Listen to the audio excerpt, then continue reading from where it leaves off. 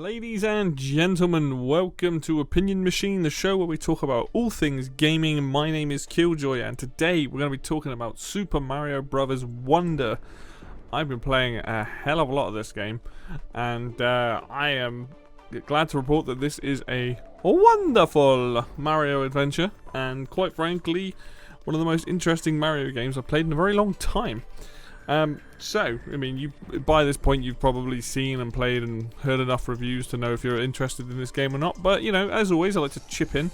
If you don't know Mario, I grew up playing Mario Bros. 1, 2 and 3 a lot as a kid, so I've always enjoyed these games. And I've enjoyed pretty much all the 2D Mario games. I'm a big fan of those. So I was very excited when they announced this, and originally I was a little bit skeptical because it didn't look that much different to the new Super Mario Bros. Games. But when you actually play this game, it is vastly different to those in terms of animation, art style, music, all sorts of kind of crazy things like that, really. So I'm just going to go over today my thoughts on it. I have completed the game. I haven't 100%ed it or anything, but I have beaten the game, beaten the final boss. There probably will be spoilers in this, so you know, if you don't want to be spoiled yet, or you're still playing the game, maybe come back and watch it at a later date. But yeah, let's just start off with the actual game feel and the gameplay, because the one thing that Nintendo seems to do very well is it always managed to capture how a Mario game should feel. And if you've ever played like Super Mario Bros. World or Super Mario Bros. 3, those games feel very good to play in the hand. Like, you get a decent amount of speed, you have a lot of control over the character, and they always felt kind of like the same way with the new Super Mario Bros. Games and pretty much any of the 2D Mario games. But this one just feels very tight in the hands. Like, you feel like you're in control of your character, and if you do make mistakes, it's usually like your fault. When you do, like, you know, there are a couple of times in this game where I was like, questionable, but like maybe happened like once or twice. For the most part, if I ever made a mistake, it was definitely on me. But you get speed pretty quickly. The animation helps. I think when you get to top speed, the character's feet do this like sort of spin, like the classic sort of cartoon spin animation, and you get a decent height on your jump. You jump pretty far. You have a ton of other different things that can help, you know, as you're playing the game. That can help improve certain feels, like longer jumps, higher jumps, you know, the badge system in general, but we'll get to that later. But in terms of the basic kit that you have when you play this game, the running and the jumping and the movement feels spot on. You stop very quickly as well, so you always feel like you have a significant amount of control over the character, and I think that's really important in a game like this where you need some precision for the most part. And obviously, if you don't know, there is quite a lot of different gameplay in this game, like in terms of what the flowers do when you get them and they turn the gameplay on its head. But for a standard level, the way that Mario, Luigi and the rest of the gang move and feel, it genuinely feels responsive, and I think that's super important for any kind of platformer. You never want to feel like the controls are too loose, otherwise you feel like you're not really in control of your character. So, gameplay versus the older Mario games, this is definitely one of the best handling 2D Mario games to date. Super Mario Bros. 3 is my favourite. I think that game is perfect in the way it controls. This is definitely up there. But if you're used to those tight controls, the very responsive controls, you're going to find that here, and that's awesome. So in terms of that, brilliant. Level design is probably some of the most smartest and cleverest that they've ever seen in a 2D Mario game. It definitely takes a lot of the crazier ideas from the 3D games and ports them here.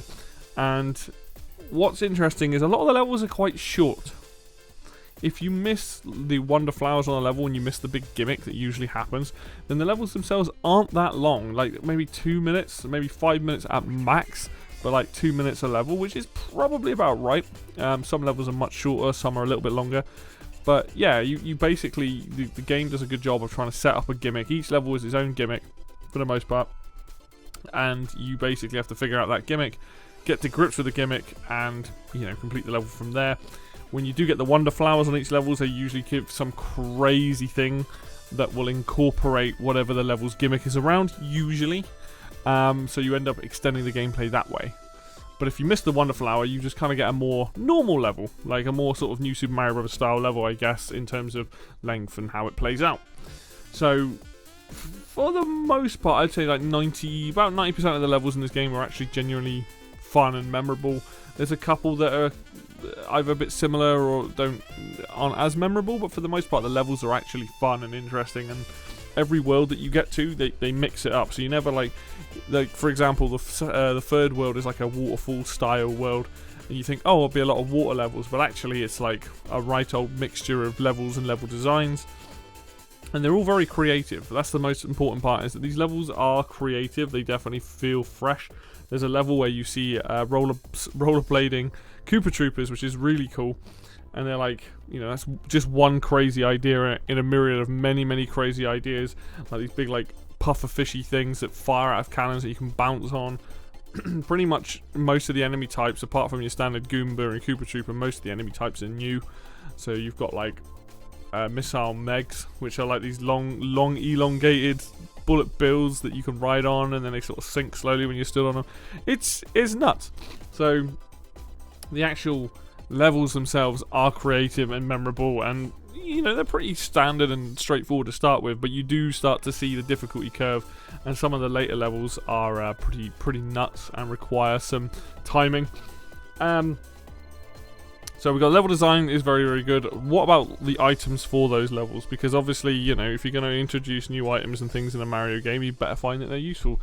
Let's start with the elephant suit, or the elephant apple, or whatever the hell the elephant thing is, the fruit. I feel like the elephant suit is just here. It doesn't feel like this suit was ever like super necessary, because you've also got Bubble and Drill, and Bubble and Drill feel like they've got better utility than the elephant, because the elephant's useful because you have the trunk and you can swing the trunk around and basically smack things away. So it's like, as a defensive item and a way of protecting yourself, it's pretty decent. But it's also one of those things where it's like, it feels like it's a little bit just here for the sake of being here. It has some cool things with it. You have the ability to like suck up water, chuck water on things that will either stun them or grow the plants. You have obviously the trunk can smack enemies and things, spike balls, keep stuff away. You also gain the ability to smash through certain blocks, run over bigger gaps. So it has utility. But you've got a bigger hitbox as well, so you do have to be aware that, you know, you're an elephant, so you are much bigger than the standard size. And you also gain something which is kind of a minor thing but really cool. When you get the elephant, the main instrument on each of the music tracks turns into like a trumpet or trombone, essentially, when you have that suit. Kind of like what happens when you grab Yoshi in Super Mario World, where the bongo drums come in. Same sort of thing here. The lead instrument becomes a different one to kind of give that womp womp womp, like a big stompy elephant kind of vibe, which is really cool. Like, that's a really minor detail that I really appreciate. So the elephant suit I like, but I don't feel like it has like it almost feels like it's just there for the sake of it, but it is fun. Then you have Bubble, which I think Bubble is probably the most powerful out of the three because of what it does. So Bubble allows you to essentially bubble an enemy, which will instantly kill most things. But its bigger application is the fact that you can use the bubbles as platforms to get to higher places or places that you can't normally reach. Which is, again, super powerful, and I look forward to seeing like speed runs and people playing this using that suit, because I feel like that suit's going to come in super useful. I could be wrong, maybe Drill's better for it, but like Bubble feels like it's very powerful. It's an interesting concept, but I quite like it. I didn't feel like Bubble was like, I got it, but it feels like very few and far between. It's kind of similar to Drill, where like Elephant will pop up most of the time, then Bubble, and then Drill comes into like World 4, I think, is when you first get it. So yeah, Bubble's pretty great. I think I like that one. And Drill is like a 2D version of like the 3D version of the Drill. Essentially, you can drill into the ground and into the ceiling. Lets you go underneath things. Lets you get to secret areas. It's and I think it also acts as like a helmet. So if there's like a spiny or a beetle on the ceiling and it falls down and you jump, it'll kill it because you've got the Drill hat on. I do like Drill. I think Drill's very fun. I think it's a good way of adding extra elements and things to avoid. But it comes quite late into the game, or at least it feels like it comes in quite late. All in all, I think the new power-ups are absolutely fine. I think they're really like Bubble's the one I would keep and stick around with. I think that's got some really interesting applications, and it's very fun to use.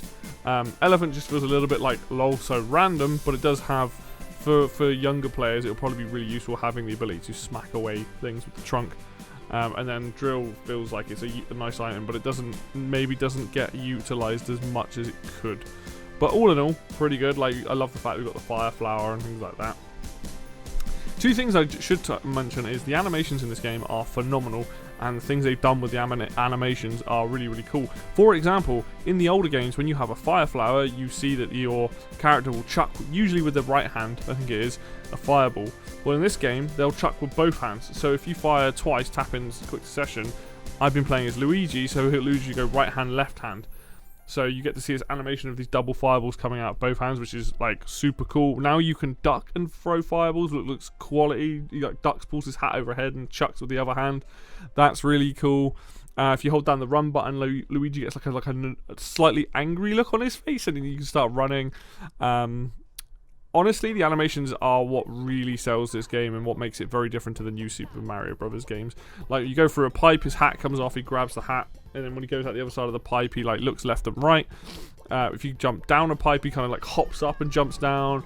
Like, there's so many minor animations in this game that like really make it feel different and really add to that, in combination with the art style, really add to the feel of this game, feeling very cartoony.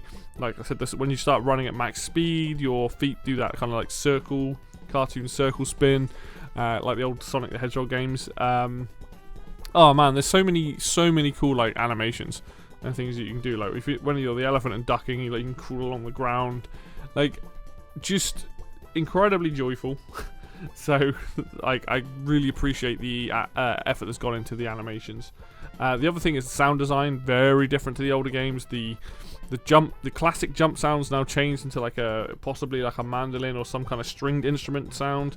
The pipe sounds changed. The fire flower sound is no longer like boop boop. It's like beep beep. It's like a much higher noise. Like, everything you thought you knew about Mario games has basically changed, which is really cool. Like, it really adds a fresh layer. I think on combination with the animations, the art style, and the sound effects, that's what makes this game feel very fresh. So that's something that I can really appreciate. Going on from that, let's talk about the Wonder Flowers, because these are obviously a big part of the game. We've talked about the level design, and the Wonder Flowers are obviously designed around parts of those levels. These are the things that made me go, oh wow, that's really cool. Oh wow, that's really cool. That's a really clever idea. And they extend upon things that you have already seen in a level. And sometimes they don't. Sometimes they do crazy things. So, for example, level 2 in the game, the level becomes a side scroller, and then all the piranha plants start singing. Like, that threw me off. I wasn't expecting that. That was awesome fun. You have it so that the game becomes a top-down, like Zelda-like at some points. We have to run around. It completely changes how you play. You've got the ability to swim in lava is one of them. You've got riding on like these missiles through the air. You've got ones where you're running on top of a stampede. There are loads of things. Some ideas do get used more than once, but that's not it's not a bad thing, because some of the best ideas do get used a couple of times. And you get smaller levels as well, which will reuse certain ideas, but they're in a much shorter space of time, like under a minute kind of style. But the Wonder Flowers are really the thing that amplifies this game to its status as being so good. Like, you've already got the sound design, you've already got the level design, you've already got the art style and the animations. What's the crazy thing on every level that makes those levels memorable? And that's what the Wonder Flowers are there for. Even if they reuse an idea, you're going to remember that section of the level. Is, hey, you grab the Wonder Flower, suddenly boom. You've seen in the trailer the one where you get really long and really like short, like the stretchy one. Clever as hell, that one. There's just so many. It's like they just were like, chuck ideas at a dartboard for what can we do, how can we break the usual construction of a Mario game. Let's let players swim in lava. If we've got an underwater level, let's do something crazy like that as well. Let's bring in some musical elements. It's all stuff like that, and that's what makes it super interesting. Is from level to level, you never know what you're going to get. Sometimes you turn into enemies, and you suddenly have to play it as an enemy. There's one where you turn into a Goomba. It's all kind of just nuts. It's just nuts, and I think that's what makes this game as fun as it is really the Wonder Flowers being on each level and adding to these core ideas, and then going, hey, how can we push that to the extreme? So there's those.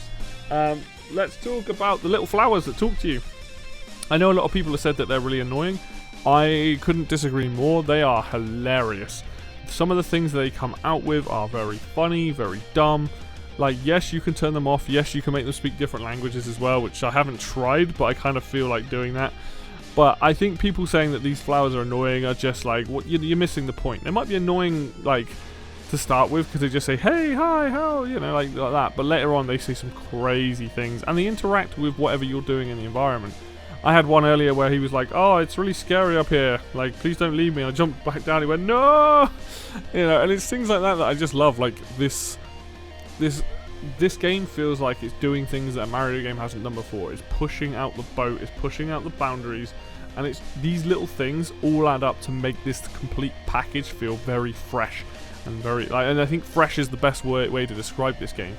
It's most Mario games for the longest time, or at least the last few, have all felt very samey. I mean, as much as I've liked them, this is just a huge shake-up. On top of that, we've also got the badges. Now, the badge system was an interesting choice, because you'd think, oh, well, you know, why not have these as items? But the badge system lets the game be as easy or as difficult as you like it, essentially. You have 3 different categories of badges. You've got the expert badges, you've got like the action badges, and I've forgotten what the blue ones are called. The action badges are things like, oh, here's the cap, you've now got the ability to float after a jump. While using the cap, you've then got one that gives you a duck jump, that gives you the high jump from Super Mario Bros. 2. You've then got Luigi's floaty jump that you can apply to everybody's character. If you remember from the old games, Luigi used to do the leg wiggle thing in the air. You can then get that to give you a bit of extra height. You can get a grappling hook, essentially. You can get an extra wall jump, which then fires you up before you bounce off the wall. You get the dolphin kick, which is essentially the frog suit from Mario Bros. 3. Basically, what they decided to do was say, hey, let's take all these really cool ideas and power-ups from the past and specific gimmicks, and let's put them in badge form and let players pick and choose what they want. The spin jump, for example, that's from New Super Mario Bros., you can get that and use it in the air, and it'll give you, like, height. Very similar to the propeller hat, or the propeller mushroom from New Super Mario Bros. So the action badges are flipping awesome. Like, they're really, really cool, and I like pretty much all of them, and I think they all have a use to them. And everyone's going to have a favourite, and they're going to use that one a lot for certain levels. I think Dolphin Kick is one of the best ones for underwater, because it just makes swimming so much better. On top of that, you have the blue badges, which are like the helpful ones. Like, for example, there's one like Coin Magnet that will just grab coins when you get close to them. There's one that gives you coins for jumping on enemies. There's one that gives you, like, if you jump in time to the rhythm, like, it plays a beat on each level and you get coins for doing that. You get ones that give you items. So if you equip the Fire Flower one, anytime you pick up an item, a mushroom, a Fire Flower, or any of the other items, you will always get a Fire Flower, and that's got that one for Bubble and for Elephant and Drill as well. I think there's one for each of the main power-ups, which is really cool. There's a ton of those as well. And then finally you have the expert badges, which are crazy things. One makes you invisible, one makes you never stop running. It's called the Jet Boots, but it allows you to, like, run off a cliff for a short time and then jump again. You've got the one that you never stop jumping with, and I think there's one other as well, which I haven't actually unlocked, which is the final badge. But they're crazy as well. And I like the fact that there is a ton of choice here, and I think for speedrunners, there's a lot of stuff there that I can't wait to see happen, because I think those things are super cool. But just for casual players as well, you can make the game easier. There's one of the blue ones that allows you to fall down a pit once and jump out of it, which I think is huge. So, like, you can kind of make the game as easy or as hard as you like, depending on, like, your own skill level. You can obviously pick Yoshi and Nabbit as easier characters because they don't take damage. You have the badges on top of that. You know, there's a ton of things that allow you to customize your gameplay, and I think I obviously stick with the action badges myself, but they are awesome. I love the fact that they've basically turned these things into badges and allow players to, you know, have all these different options, essentially.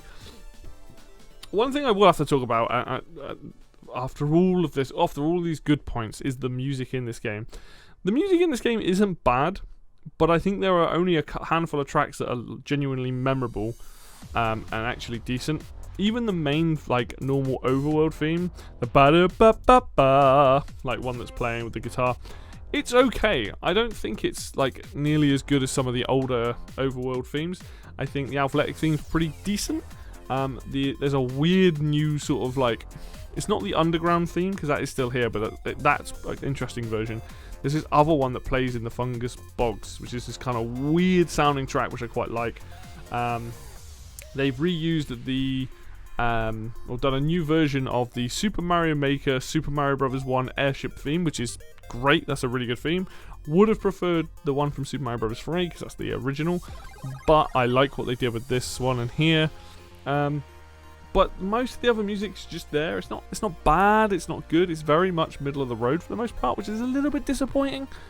You know, which is it's weird because like Mario games do tend to have fairly memorable tracks, and I think there are memorable tracks in this. They're just not going to be the ones that you think of. They're not going to be like the overworld theme, stuff like that. I think they are going to be some of the later tracks that pop up in the game. But it is a tiny bit of a knock against the game. It's just like the music could have been better. I think it could have been pumped full of a bit more energy. And obviously, you know, the classic games have been around so long at this point that they are memorable, and they will stick in your head and their earworms. You know, 1, 2, 3 and World have some of the most memorable music in video game history. You know, and then it's kind of hard to compare this game to it because this game's only just come out. But it's even New Super Mario Bros. Main overworld theme is more memorable than the one in this game, unfortunately. Like it's memorable in the sense you're like, oh, it's got the boo bop bop beep bop bop bop, like the doo wops and stuff, but it doesn't have that life and energy that I would kind of want. Whereas some of the other tracks in the game later on are better. There's some nice nods to the old music in this game, which is really cool.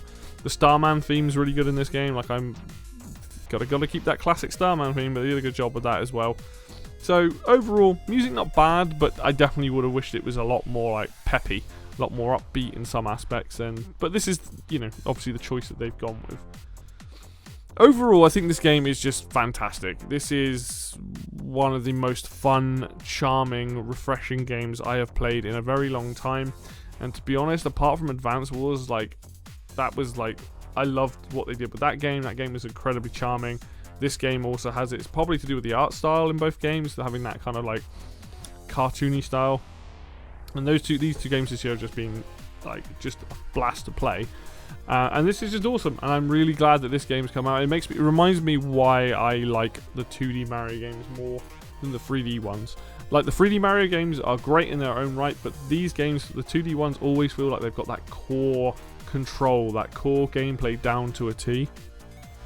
And I really appreciate that, and it's always a lot of fun. So, you know, I'm very happy with this game, and I'm very happy with how this game has turned out. So, if you're thinking about getting this game and you like Mario games, like you've probably already bought it anyway, but if you are thinking about it, definitely go and pick this game up. It is a lot of fun. This game is going to be a lot of people's favorite game of the year because of how colorful, how fun, how crazy and refreshing this game is.